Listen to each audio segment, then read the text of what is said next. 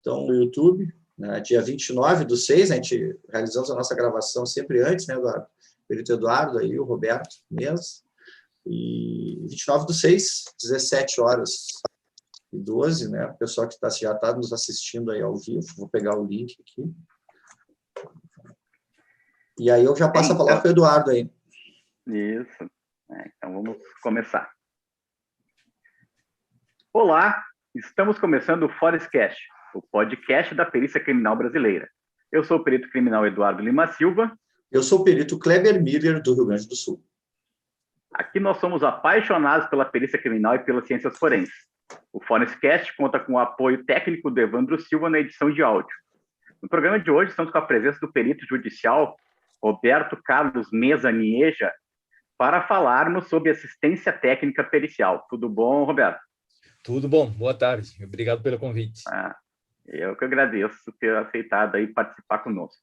E antes de nós começarmos nossa conversa, né, sempre lembramos da importância para aqueles, claro, que nos escutam pelas plataformas da Apple, seja o Apple Podcast, seja pelo próprio iTunes, da importância de avaliar o nosso podcast, né? Temos conseguido boas colocações aí dentro da categoria dos podcasts sobre crimes reais. Então, contando com a ajuda de vocês, né, para a gente continuar mantendo a divulgação do nosso trabalho. Bem, mas hoje o importante é conversar com o Roberto, né, que é um perito judicial que tem uma ampla formação acadêmica feita no exterior, né? Ele é argentino de nascimento, mas já radicado no Brasil há muito tempo. Então, ele veio conversar sobre o trabalho dele, mas vamos conversar um pouquinho conhecendo primeiro como é que essa formação acadêmica que é feita no exterior, que é um pouco diferente da formação que os peritos brasileiros costumam ter, né, Roberto? Isso mesmo, Eduardo. Então, é uma coisa que eu gosto muito, na realidade, de falar e de contar, para que as pessoas saibam também que, por exemplo, na Argentina, a gente tem a carreira de criminalística como curso superior, muito diferente do Brasil, que tem, hoje, pelo menos, cursos de tecnólogo nessa área, que são recentes, né? E cursos de pós-graduação. Então, para que as pessoas entendam, por exemplo, quando uma pessoa, quando eu terminei meu segundo grau e decidi que eu iria estudar criminalística, eu fui para a faculdade de criminalística. Me inscrevi na época não tinha vestibular, hoje em dia tem um vestibular, mas ele não é tão rigoroso, porque como a demanda também aumentou muito na universidade. A universidade é uma universidade pública na Argentina, pública e gratuita. E aí eu comecei essa carreira que, na minha época, era de 5 anos.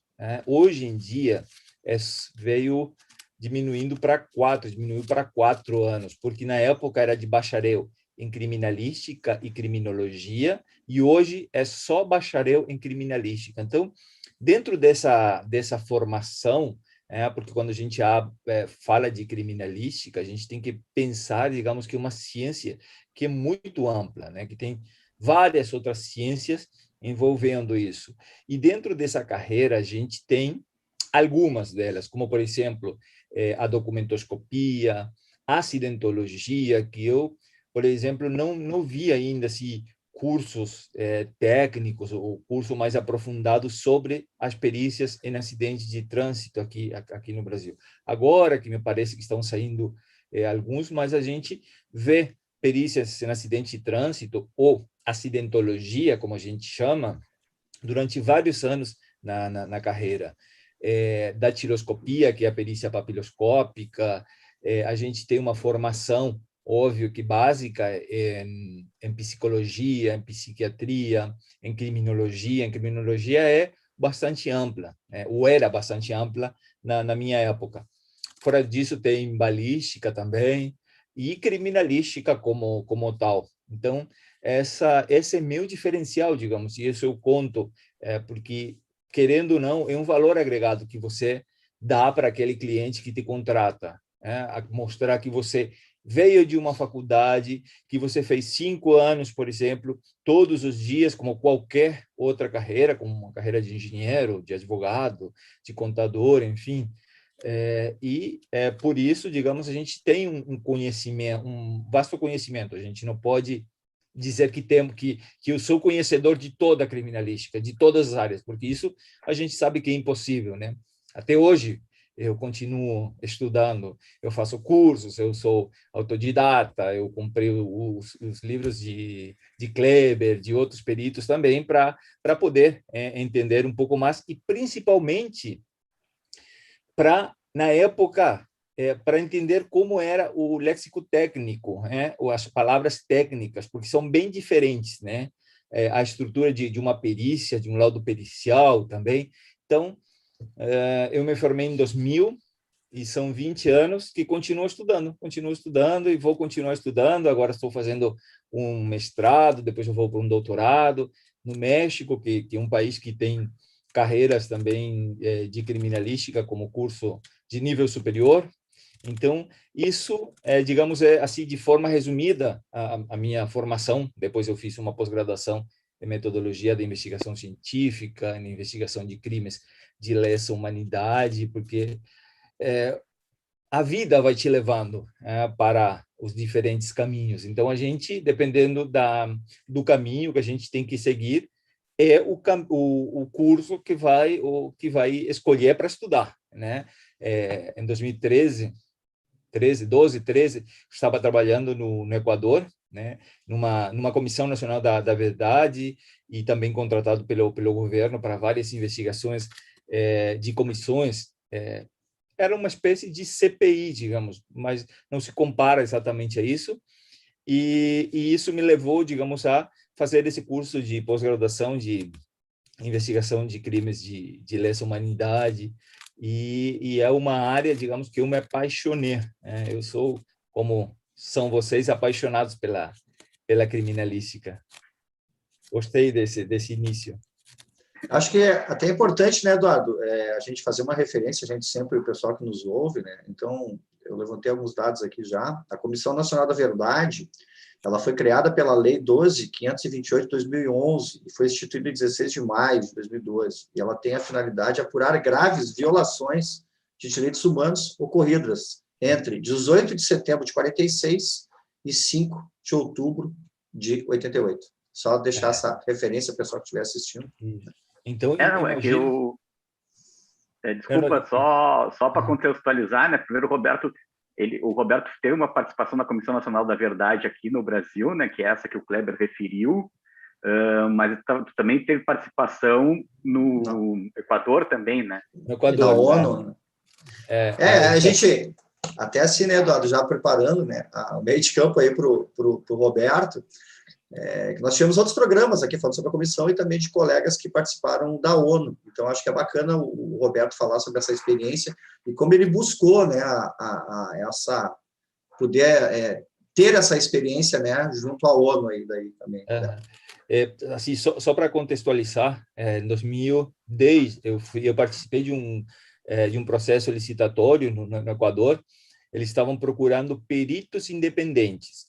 A figura de perito independente é uma figura que foi instituída pela ONU, justamente, e se considera perito independente aquele profissional que não tem e que não teve vínculo com algum organismo do Estado ou que tem algum vínculo com alguma ideologia política, por exemplo. Porque, justamente, os casos que investiga são bem sensíveis e são bem polêmicos, e envolvem, geralmente, mortes suspeitas por agentes do Estado. Então, aí nossa empresa ficou selecionada no Equador e a gente começou a trabalhar, levamos uma equipe de trabalho para lá, e até então eu não sabia, digamos, da existência das comissões nacionais das verdades do mundo. Foi a minha primeira aproximação, foi lá no Equador, e a segunda e última foi aqui no Brasil, que, de fato, foi a última Comissão Nacional da Verdade do mundo, constituída no mundo até agora. Não existiu depois dessa nenhuma outra. E a Comissão Nacional da Verdade do Brasil teve uma característica que outras comissões não tiveram, que foi uma equipe permanente de peritos e investigadores para investigar. E eu achei isso super interessante, porque a perícia é fundamental em todos esses casos, né? É isso que a gente tem que levar para a sociedade, para que as pessoas entendam que uma perícia, com toda a formalidade, com todos os requisitos técnicos, ela tem uma conclusão que é válida. E até então, por exemplo, a Comissão Nacional da Verdade do Equador, eles não tinham uma equipe, a gente entrou para trabalhar em alguns casos da comissão. Aqui, no Brasil, a gente já começou a trabalhar desde o primeiro até o último. É claro que a gente não conseguiu, porque é um período de tempo muito, muito longo, né? E são mais de 400 casos aqui no Brasil. E para aquele que está assistindo e gostaria de ler, existe um relatório, né? A gente apresentou um relatório, nossa equipe de peritos entregou um relatório para a comissão sobre todos os casos que a gente investigou, e essas investigações, essas perícias, formam parte do relatório da Comissão Nacional da Verdade, que é pública, ele foi impressa e também está de maneira online, não sei se agora foi retirado ou não, mas até pouco tempo ela estava online, e é possível baixar, porque aí você encontra as perícias que a gente fez na época, e foram super interessantes, porque a gente estava trabalhando com casos de muitos anos atrás, de 70, 60, né? E a gente sabe que o fator tempo é um fator que nem sempre joga a favor do perito, né?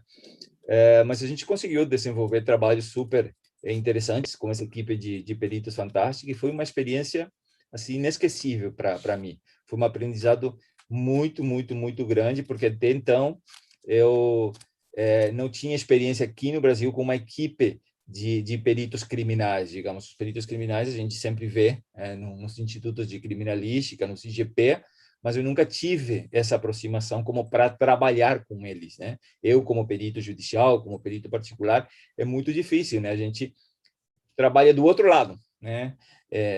A gente muitas vezes questiona algumas perícias falhas dos peritos criminais, e nessa oportunidade eu tive a oportunidade de ser parte, né? Com peritos super experientes. Vocês já falaram que tiveram a oportunidade de falar com Pedro, né?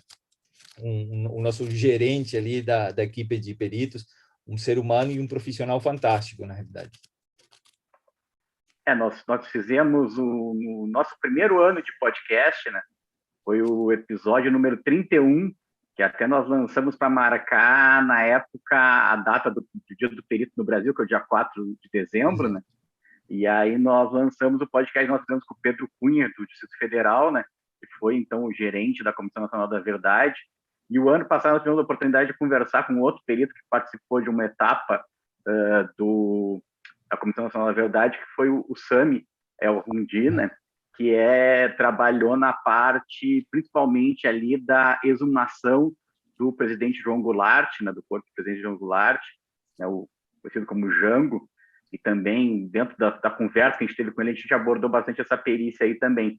Até a gente ia falar mais no final do programa desses casos aí da Comissão Nacional da Verdade, mas como nós já entramos nisso, né, Roberto, e tu estava comentando com a gente que tu trabalhaste no caso do acidente do JK, né, do Sereno Kubitschek. O Pedro comentou isso no programa nós temos com ele, mas é sempre bom a gente trazer mais visões, né, do que aconteceu, porque foi realmente um caso que durante muito tempo ficou muito controverso no Brasil, né, e eu acho que a comissão chegou a um bom resultado.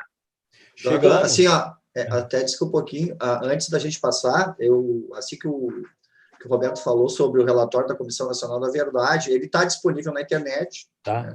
Relatório Comissão Nacional da Verdade, se procurar. Eu achei aqui o primeiro volume, 976 páginas. Tem bastante. E ele fala que os 18 capítulos deste primeiro volume foram concebidos com o objetivo de atender de forma estrita os propósitos definidos, ou seja, estão aí ele é todo estruturado, né? Então, o pessoal quiser acessar, né? Ele está disponível esse PDF, acho que 970 só o primeiro volume, né? Sou o primeiro. Só que, assim, dentro desses vários volumes que tem esse relatório, tem um volume, ou dentro de um volume tem a parte técnica pericial que desenvolveu essa equipe de peritos. Então, de repente, as pessoas não queiram ler todo o relatório, porque o relatório é um pouco uma pesquisa bibliográfica histórica, trazendo documentos de todos os mortos e desaparecidos políticos, e depois entra a parte pericial, né? Que, como eu falei, foi a única comissão que teve uma equipe de peritos investigando cada caso, tentando provar, e na maioria dos casos a gente conseguiu reverter a conclusão dos laudos periciais da época da ditadura. A maioria deles concluía que os casos eram produto de um suicídio, e a gente conseguiu provar que eram homicídios, tirando, obviamente, o JK, que a gente não conseguiu provar isso foi um acidente.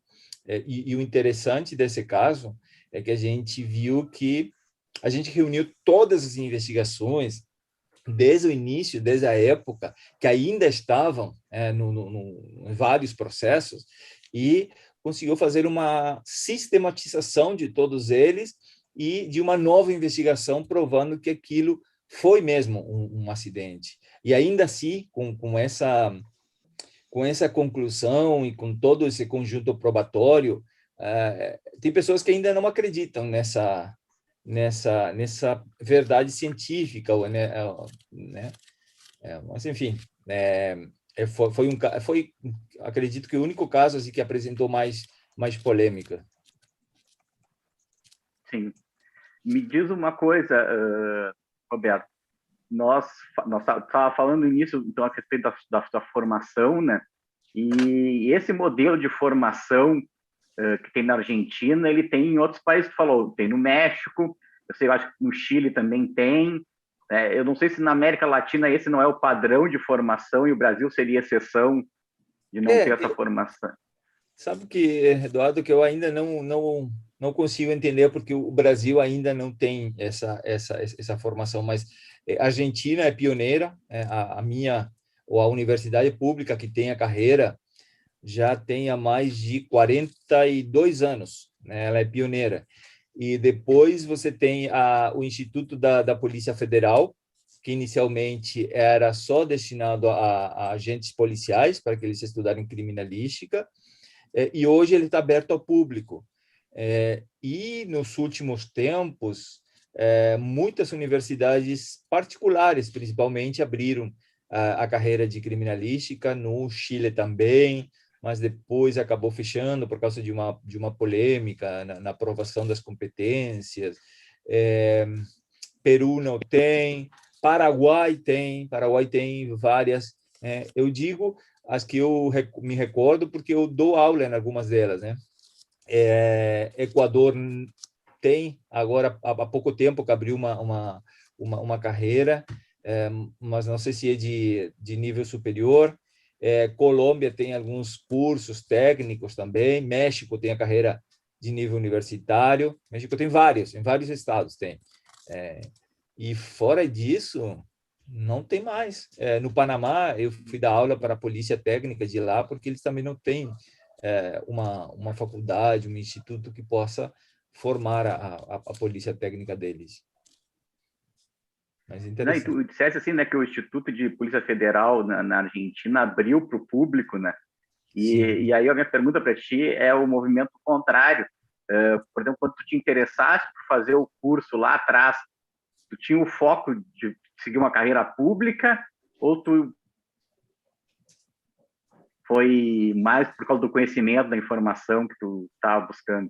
Não, na realidade, na Argentina não tem essa cultura, digamos, do funcionalismo público tão forte como você tem aqui no Brasil. Inclusive, na época, você, para ser parte como perito de um organismo estadual, do Estado, você tinha que ser primeiro policial. Não existia um instituto de criminalística independente. né? A partir de, me parece que 2012, 10, por ali, que o Ministério Público começou a abrir os institutos de criminalísticas independentes, e aí começaram a fazer concurso público, mas nunca foi meu objetivo, né? Eu sempre quis exercer de forma independente, de poder me aventurar no mundo com isso que eu amo de fazer, né? É interessante, né, Eduardo? Eu estava dando uma olhada aqui em Buenos Aires, ali, eu procurando, né, sobre bacharelado ou formação em criminalística na Argentina, e procurei aqui também em Buenos Aires, e eu vi que tem um Instituto Universitário de la Polícia Federal Argentina. Isso. Então, tem várias carreiras aqui, ele fala na graduação, né, em criminalística, e também fala em pós-graduação em medicina legal, Isso. E vários especialistas, né, em balística, em papiloscopia, em enfermagem, e é uma... Até pós-graduação você encontra na Argentina. Eu vi pós-graduação, tem aqui, ó, em docência, né, mas tem uma parte que é especialização, que é um pós-graduar, né, que vocês chamam, em medicina legal, né, também interessante, que no Brasil acho que não tem nós não temos essa conformação, não. E tem até uma força contra, né, Eduardo? Sério? De se ensinar perícia criminal, se ensinar criminalística. Então, até tem que ter cuidados, né, em não falar em perícia criminal, se falar em cursos de criminalística e medicina legal, porque a perícia criminal é uma coisa muito específica dos órgãos periciais. Então, tem todo mas a maioria dos cursos levam essa nomenclatura, né, de perícia criminal. O Kleber está colocando que tem uma controvérsia, né, que vem principalmente dos órgãos de entidades classistas, entidades classistas, né, que na verdade defendem uma espécie de reserva de mercado para o perito criminal, mas quando a gente sabe que o acesso ao cargo de perito criminal só se dá por concurso público, né? Uhum. O que não impede de o conhecimento estar disponível, porque, como disse o Kleber, está disponível na Argentina, está disponível nos Estados Unidos, está disponível em qualquer lugar, hoje na internet, para assistir um curso à distância, né? Então, sim, isso aí é uma controvérsia que acaba indo até contra o que é o mundo hoje. Eu penso que, eu sou do pensamento que deveria se abrir mais, justamente para ter mais qualidade no ensinamento da perícia, da criminalística. Eu me lembro que, na época, quando eu cheguei no Brasil, em 2005, era uma espécie de pecado e até de crime falar de criminalística, porque a criminalística era um termo unicamente usado pela perícia oficial, né? E me parece que depois isso foi mudando um pouco, né? Eu me lembro que na época eu estava falando com o Otto Rodrigues e aí ele me explicou essa Rodrigo? questão. Rodrigo Rodrigues? Otto Rodrigues. Otto Rodrigues, perito de documentoscopia, que não era um perito oficial e que tinha grande abertura dentro da perícia oficial, né, Eduardo? Vários trabalhos, assisti várias palestras dele. Tem, né? Tem. Tem grande abertura. Tem. Tem muita gente que acha até, de tanto que ele estava no nosso evento, eu acho, não posso estar equivocado, né, Eduardo? Dos peritos aí até que eu mais acho que assistimos, né, palestras aí, não sendo um perito oficial dos eventos oficiais da perícia criminal. Eu tive essa oportunidade. Eu tive essa abertura por parte da ABC na época. Eu até 2010 eu participei dos congressos da Associação Brasileira. E foi uma das razões, um dos motivos que me levou a conhecer a perícia no Brasil em 2003, no Congresso Nacional em Londrina, né? Eu mandei um trabalho, ficou selecionado e eu participei, aí eu vi, inclusive eu sempre falo para todo mundo, olha, se você tiver a oportunidade de participar de um congresso, de investir em um congresso, investe no Congresso Nacional de Criminalística do Brasil, porque olha que eu participo de vários e até hoje eu não vi das características do Congresso Nacional de Criminalística da ABC na América Latina, pelo menos. É uma coisa impressionante. E aí eu fui participando todo ano até 2010, e aí por questão de tempo também já não consegui acompanhar mais. Em 2000, não sei, foi feita aqui em Floripa também, em 2012, Eu 13. e o Eduardo fomos em todos esses. Acho que fomos em todos os últimos congressos e a grande maioria dos seminários. Mas acho que era bacana até o Eduardo falar sobre os congressos, o que é realmente a ABC, né? Até porque tem um público, tem bastante gente que te acompanha até fora do Brasil, né, Roberto? Sim. E até para que as pessoas entendam, né, Eduardo? Eu deixo contigo a bola aí. O que é a Associação Brasileira de Criminalística? Nós temos no Brasil a Associação Brasileira de Criminalística, que, na verdade, reúne o que eram originalmente associações de criminalística dos estados, né? Que eram órgãos que reuniam os peritos oficiais de cada estado. Hoje em dia, a gente tem muitos sindicatos também, né? Alguns sindicatos acabam participando com 2 ou 3, alguns estados acabam participando com 2 entidades, né, o sindicato e a associação, enquanto outros é só a associação ou só o sindicato. Mas a Associação Brasileira de Criminalística hoje seria uma entidade representativa dos peritos no Brasil. E a respeito do Congresso Nacional de Criminalística, então é um evento que é realizado a cada 2 anos pela questão da pandemia, né? Acabou se adiando o Congresso Nacional de Criminalística, então nós vamos ter o Congresso Brasileiro de Criminalística só em 2022, e os eventos técnicos da perícia, que também existem, que aí existem eventos por área, né, que ultrapassam, então, as questões mais gerais e focam em cada área de atuação, que ficaram para 2023 esses eventos daqui no Brasil. Mas eu queria... O Roberto acabou começando a contar quando ele veio para o Brasil em 2005, né? E contar essa parte da história que é interessante, né? Porque, como ele contou ali, ele é da Argentina, né? E aí, em 2005, como eu disse, veio para o Brasil. E hoje, se procurar, por exemplo, ele no Instagram, vocês vão achar lá o Perito Judicial Florianópolis, né? Que é a arroba dele, né? Então, contar essa história aí, como é que veio parar em Florianópolis. A gente sabe que Florianópolis é um destino que os argentinos vão muito no verão, né? Ou iam muito no verão. Então, acho que tem a ver um pouco com essa história. Até a região, né? Até a região, né, Roberto? Em Florianópolis, os argentinos gostam muito daquela região onde... Isso, mas assim, comigo acontece todo o contrário, digamos. Eu quebrei todos os paradigmas dos argentinos. Primeiro, porque eu, quando vim morar para cá, quando eu tive uma proposta de trabalho, foi para Blumenau, né? Fora do caminho das praias e tudo mais. Foi com um perito criminal também, que estava aposentado, me parece, e ele tinha montado um escritório. A gente se conheceu no Congresso de Criminalística de Londrina, depois ele foi para a Argentina em 2004 no Congresso da CIBDO, né, da Sociedade Internacional de Peritos em Documentoscopia, que foi em Rosário.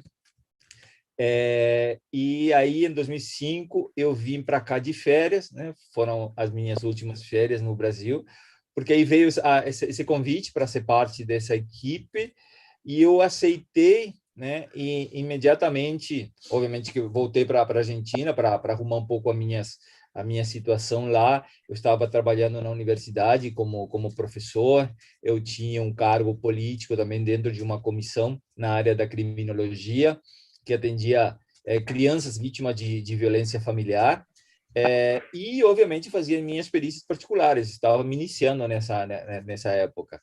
E a proposta foi super interessante. Imagina, na época eu tinha 24, 25 anos, né? Eu sempre digo, passou o trem e abriu a porta e eu subi, né? Depois eu decidia se queria descer ou não, se queria voltar ou não, mas a experiência ninguém ia tirar de mim. E foi assim que eu vim parar em Blumenau. Foi uma experiência fantástica. O próprio o próprio mundo, digamos, a minha sede de conhecer mais, de trabalhar mais, de levar para vários lugares, me levou, na época, a fazer um trabalho para um amigo meu, que hoje é meu sócio, que estava morando em Cidade do Leste. Ele era diretor financeiro de uma empresa, e a empresa tinha sofrido um roubo, né? A mão armada, roubaram da empresa US$ 4 milhões, e a promotoria não tinha feito absolutamente nada. Então ele me contratou para poder apresentar um dossiê acerca dessa investigação. E aí eu conheci o mercado paraguaio, da criminalística. Na época não existia a carreira, portanto eu vi ali uma grande oportunidade, mas acabou não sendo, digamos, a minha praia, não acabou sendo o meu destino, porque eu fiquei lá por um período de 1 ano e acabei voltando para o Brasil. Meu sócio, na época, não queria abrir uma filial da empresa em Florianópolis, senti um pouco de temor a isso, e eu sou aventureiro, sou corajoso. Eu falei, não, então eu vou abrir, né? Consegui um sócio capitalista aí, que eu convidei para esse amigo meu que estava no Paraguai, que eu sabia que a empresa estava fechando, porque faliu depois desse roubo. Ele não tem absolutamente nada a ver na área criminalística, mas ele entende de marketing, ele entende de toda a parte administrativa financeira, e eu vi que esse casamento, digamos, era o ideal, né? Porque eu não gosto de cobrar, eu não gosto de fazer muitas coisas além da perícia, e ele quem faz, e faz muito bem. Foi ele, em parte, quem posicionou a empresa no lugar que hoje está. Então, a partir de 2009, a gente se instalou aqui em Florianópolis, e a gente teve que começar de zero, né? Porque Florianópolis não era um mercado que eu conhecia muito, né? De vez em quando eu vinha para cá para alguma audiência, para fazer alguma perícia, mas não conhecia muito. E eu digo que eu sou o contrário de todo argentino, porque o argentino que vem para Florianópolis vai morar para o norte, assim, vai morar para Canasvieiras. E, assim, eu não sou apaixonado por praia, né? E aí, meus amigos da Argentina me falam, por que você foi morar em Florianópolis, né? E eu falei, porque a oportunidade foi aqui em Florianópolis, né? Não apareceu aqui, e aqui fiquei, mas assim, eu não sou aquele maluquinho que faz um trabalho e vai para a praia, não. Muito de vez em quando, raramente eu vou para a praia, e acabei ficando por aqui. Não E precisa fazer o daqui eu trabalho acho ir para que a praia, né, Roberto? Tu trabalha na praia, né? Tu não precisa fazer o trabalho e ir para a praia, né? Tu trabalha na não, mas praia. mesmo assim eu não vou, mesmo assim eu não vou. É Não, difícil. eu entendi essa coisa de curtir realmente o mar, de ficar na beira da praia, mas Isso, até que a eu gente vou. comentou agora, pô, o Roberto aí, né? O pessoal que vai ouvir tá de terno, mas não, eu tô no escritório, né? Tô trabalhando em Floripa, mas estou, né, trabalhando a forma O como. imaginário é esse, né? O Roberto termina de trabalhar e vai para a praia. Muitas pessoas não sabem que aqui em Florianópolis a gente tem um inverno, né? E esse inverno particularmente está sendo rigoroso, está Tá sendo nevou, frio. né? Quase aí na região. Nevou Mais para aqui na cima serra. nevou, para cima. Uhum.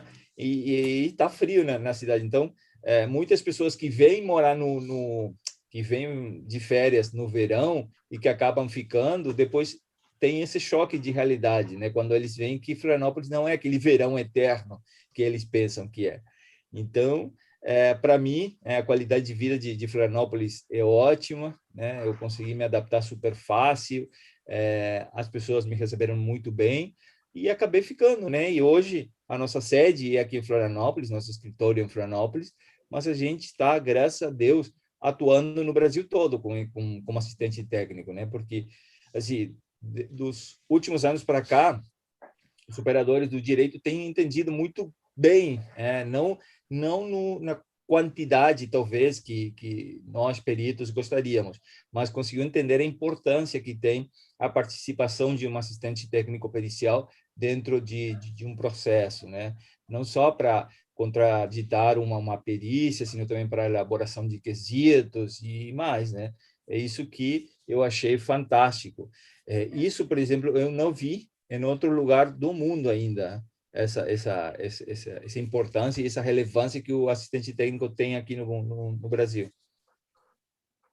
Pois eu acho que esse é um ponto importante, Roberta, que até porque é uma coisa que a gente tem falado bastante também nas nossas mídias, que é o fato seguinte, primeiro teve o chamado efeito CSI no Brasil, né, onde despertou um interesse muito grande das pessoas pela perícia, né, e principalmente os jovens, né, e aí tentou também naquela questão a cultura do serviço público no Brasil.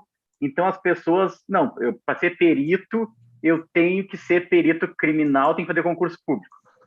Só que, ao contrário disso, a gente está vendo aí com reforma administrativa, com uma série de situações, cada vez vai ter menos espaço para concursos públicos, infelizmente, né? Vai ter menos espaço para concursos públicos e muita gente interessada. Só que a perícia não se limita a isso, né? Nós temos o perito criminal, que vai atuar como representante do Estado. Nós temos os peritos judiciais, né, que atuam fundamentalmente nos casos, principalmente nos casos civil, né? E aí vão ser os peritos nomeados pelos juízes para atuar.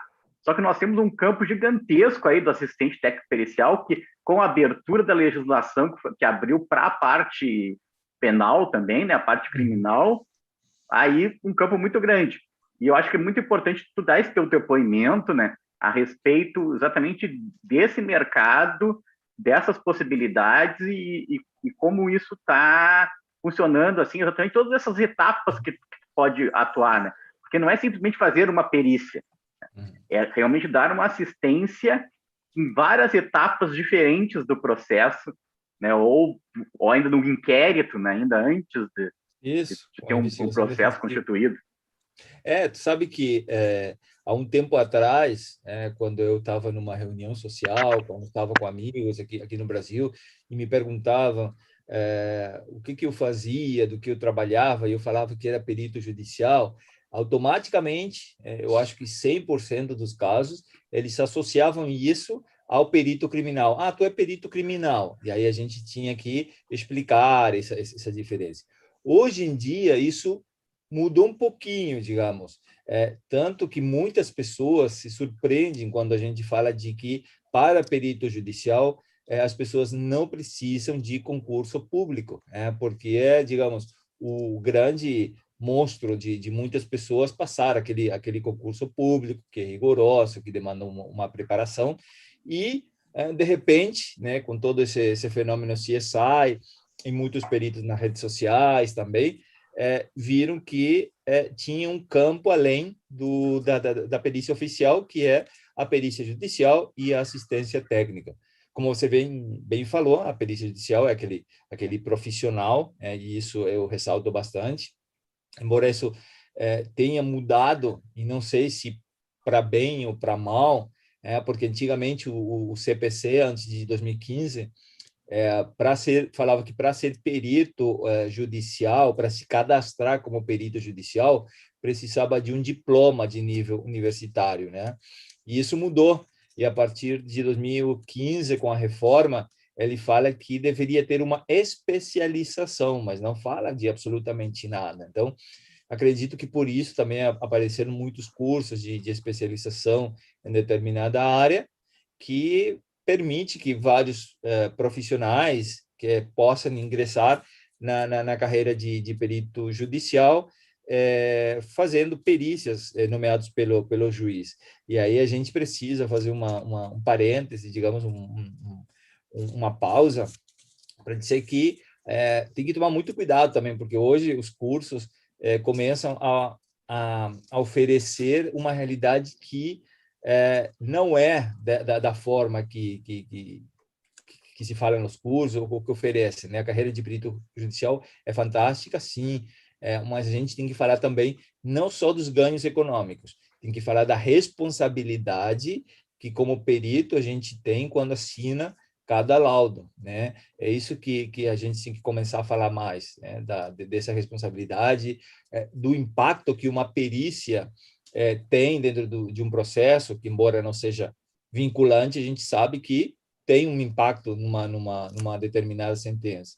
Então, é isso. E, além disso, digamos, também como um campo de trabalho, como uma área de trabalho, vem a assistência técnica, né, que também não é muito conhecida hoje em dia, né? A gente fez muito trabalho de divulgação, digamos, para que os operadores do direito conheçam essa figura que está no CPC, que está no CPP e que pode auxiliar ao advogado. E agora, diante dessa institucionalização da investigação defensiva, temos, digamos, um campo mais de trabalho ali que a gente tem que começar a ganhar, né? Eu falo muito isso. Não vamos ter demanda se as pessoas não sabem e não conhecem o trabalho que a gente faz, porque nossa profissão não é popularmente conhecida, ou além de ter passado aquele fenômeno CSI, digamos, quem fica na mente das pessoas é o perito criminal, né? Não é o perito judicial e não é o assistente técnico.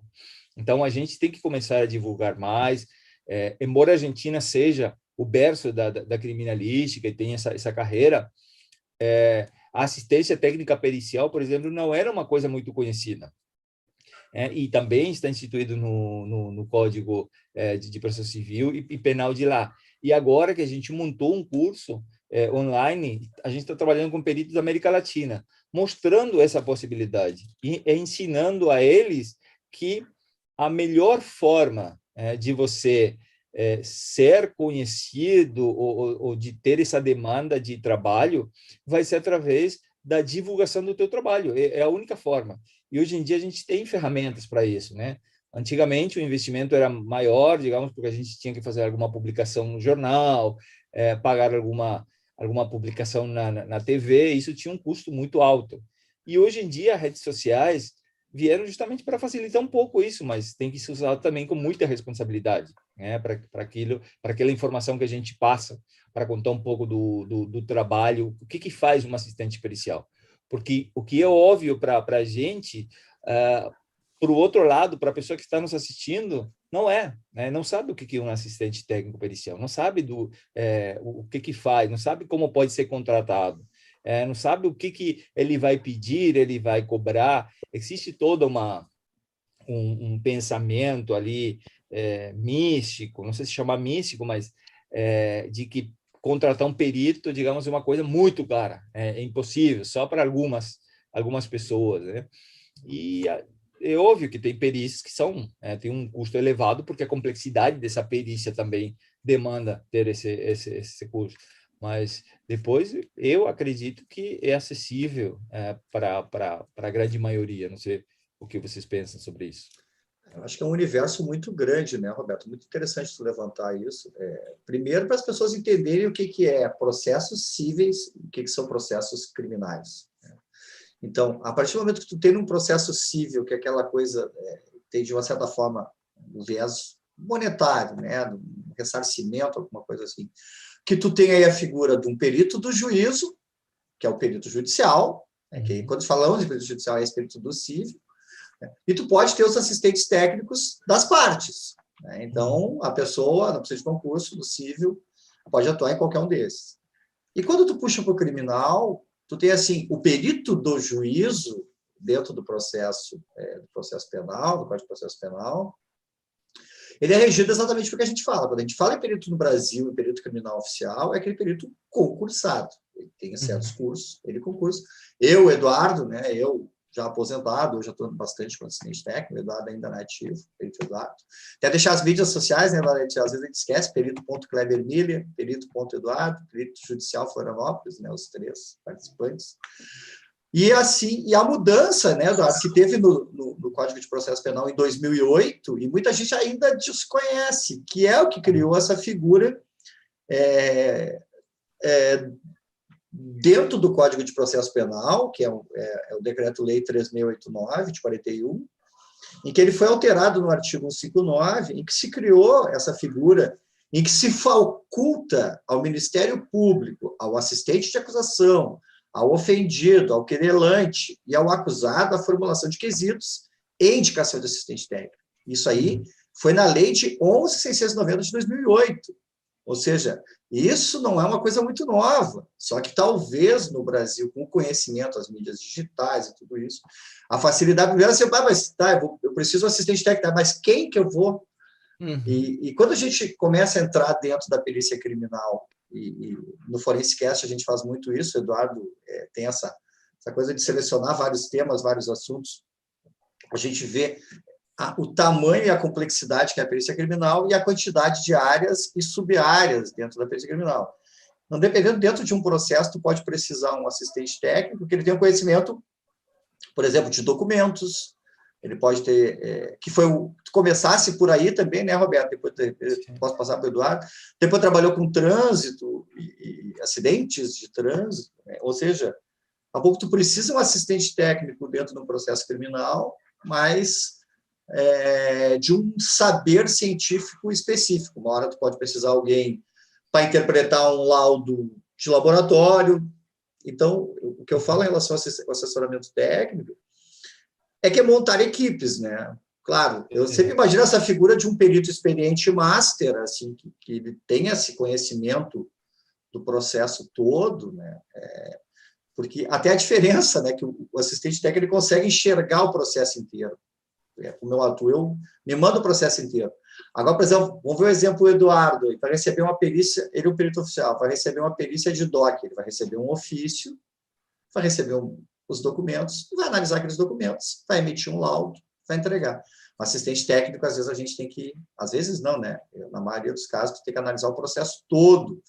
E daqui a pouco tu precisa um perito em documentos, né? Um especialista em documentos, daqui a pouco tu pode precisar um especialista em informática, tu pode precisar um perito da medicina legal, tu pode precisar, de repente, recriar uma cena, né, Roberto? Que é uma coisa que depois...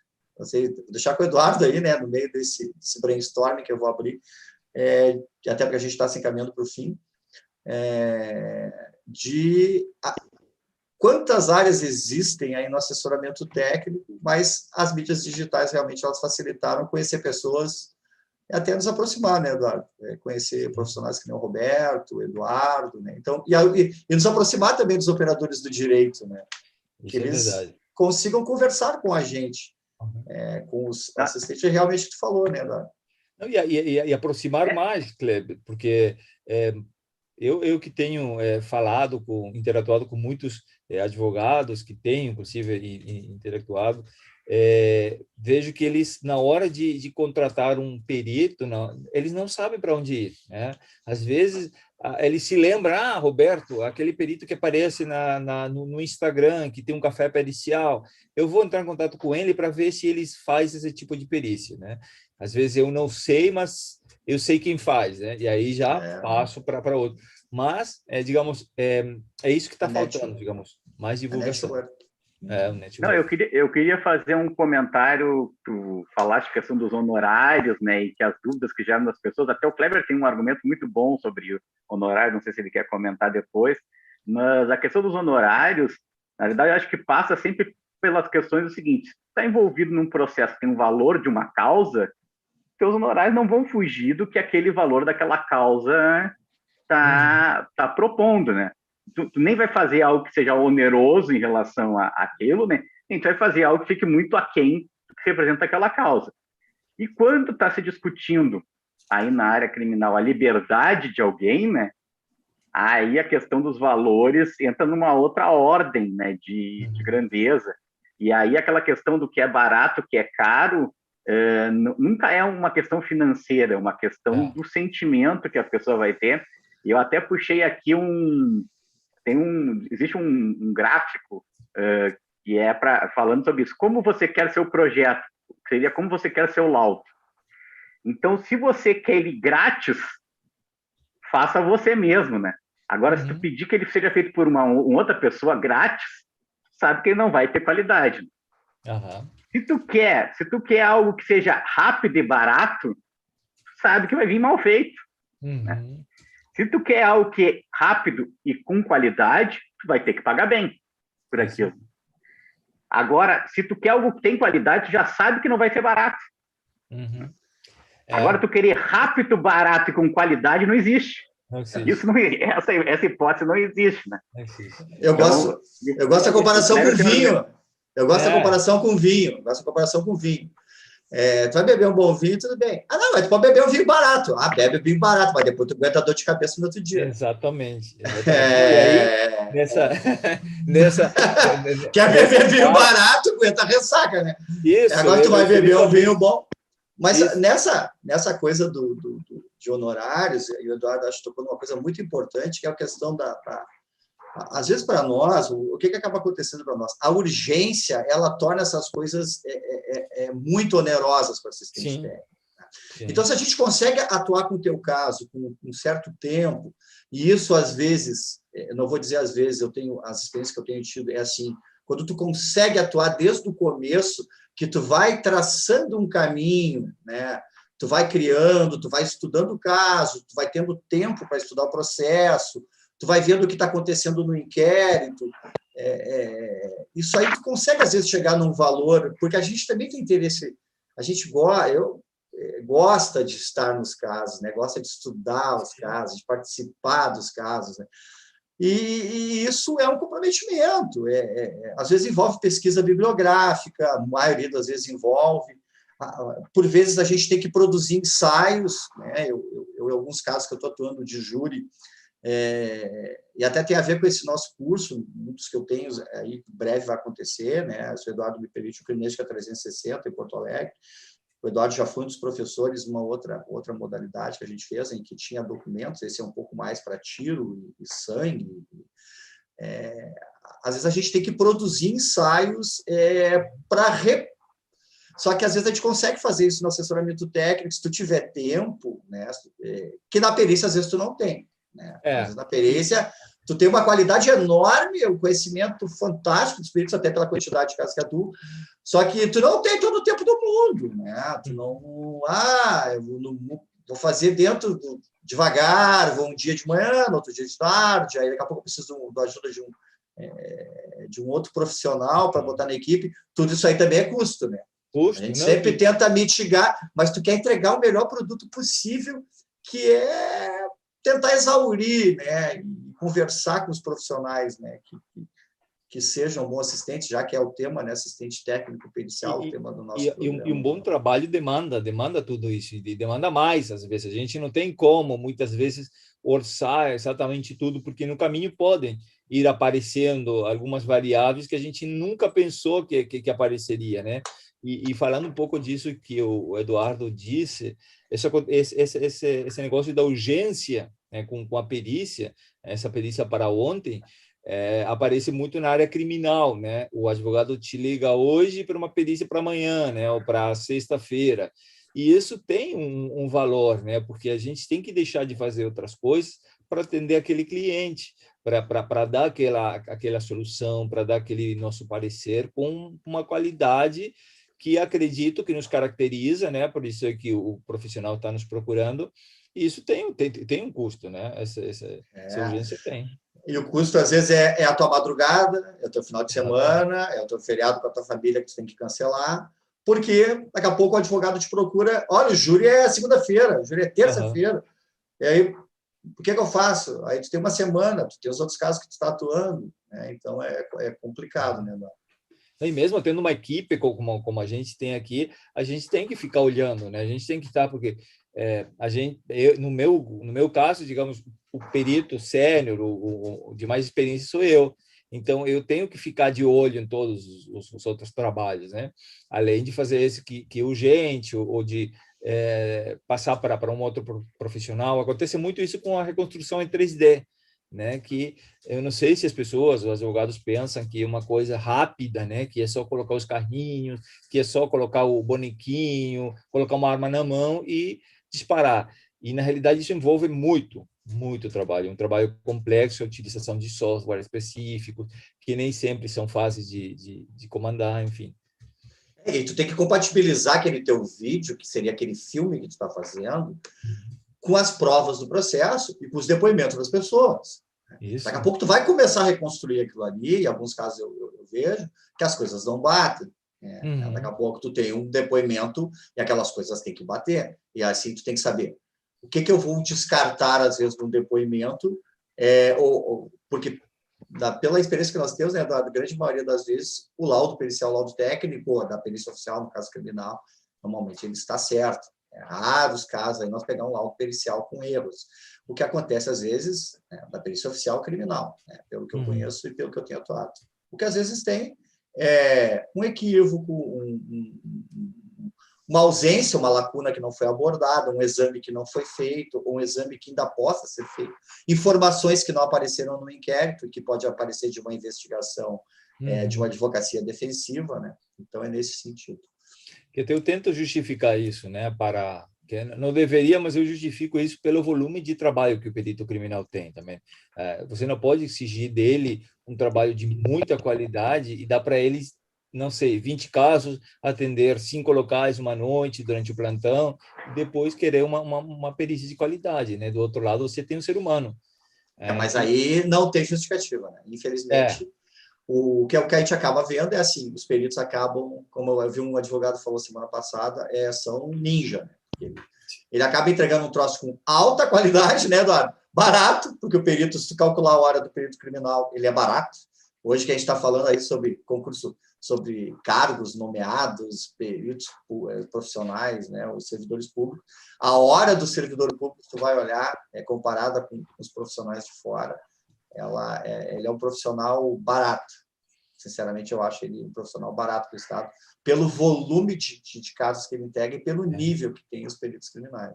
Isso tem sido um alicerce, assim, um motivo para que as pessoas que ficam sabendo do trabalho do assistente técnico e do perito judicial deixar de ir correr atrás de um concurso público, né? Porque conheceram algum perito criminal, porque conheceram algum perito judicial, algum assistente técnico que falou que ele ganhou com uma perícia mais do que o salário do perito criminal, né? E assim, as duas profissões têm as suas vantagens e desvantagens. Então, mas isso que as pessoas não veem muito, a gente tem que tentar orientar, pelo menos, contar desde a nossa experiência. Tá certo. Bem, o Kleber meio que antecipou, né? Nós estamos chegando no nosso final aqui, combinado aqui, mais ou menos em torno de 1 hora de conversa, né? Mas nessa reta final aí, se o Kleber quiser falar mais um pouquinho do Criminalístico 360, ou o Roberto quiser divulgar seus produtos aí, suas atividades, tem o café pericial, suas lives e tal, isso. Fica à vontade. A gente começou... com o nosso convidado aí, né? Isso. A gente começou no ano passado, justamente por causa da pandemia e de nos encontrarmos, de repente, trancados em casa com as lives. A gente decidiu colocar um nome nisso, né? A gente colocou Café Pericial. Por quê? Porque é um bate-papo entre amigos, é um bate-papo entre profissionais de diferentes áreas, inclusive advogados, juízes, para que todo mundo conheça um pouco dos alcances das perícias, para divulgar um pouco o trabalho dos peritos. Eu convido muitos peritos criminais justamente para poder falar da profissão, de como é o dia a dia, né? Porque existe um imaginário social muito grande e errado sobre a profissão, aquela glamorização da perícia oficial. E, fora disso, esse ano, a gente decidiu, isso foi pedidos dos nossos seguidores no Instagram, abrir uma mentoria pericial, né, que não é um curso, que não é um curso propriamente dito. A mentoria é um acompanhamento que eu faço durante um tempo aquele profissional que está se iniciando na carreira. E isso, é claro, tem um custo elevado porque é um atendimento personalizado. O profissional vem para mim para que eu, desde a minha experiência, possa orientar, possa abrir, digamos, meu dia a dia, possa abrir meu escritório virtual para ele, para que ele possa ter, digamos, o caminho um pouco mais simples no início, coisa que talvez com a gente não aconteceu. E o outro curso que a gente abriu também, isso foi por uma demanda, é de perícia grafotécnica. Mas o curso de perícia grafotécnica, a gente decidiu dividir em várias fases, né? A gente fez um primeiro módulo, digamos, de aprendendo grafotecnia desde zero, onde eu pretendo ensinar como se faz o confronto, o que é a grafotecnia, porque a primeira coisa que nós escutamos nos debates, lemos nos ofícios, é que uma perícia grafotécnica é uma coisa fácil de se fazer.